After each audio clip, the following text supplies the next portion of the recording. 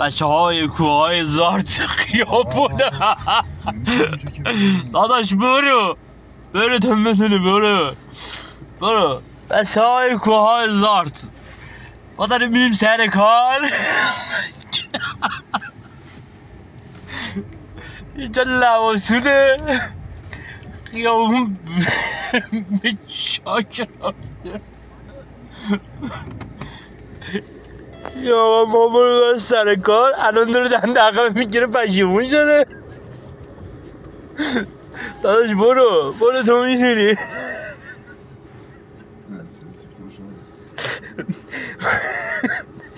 من خوشحال نیستم اونجا بهت گفتم بودن سویت آقا بگاهیه. این بار من نگران اینجا بودم دیگه گفتم اینجا باشه نمیشه بریم.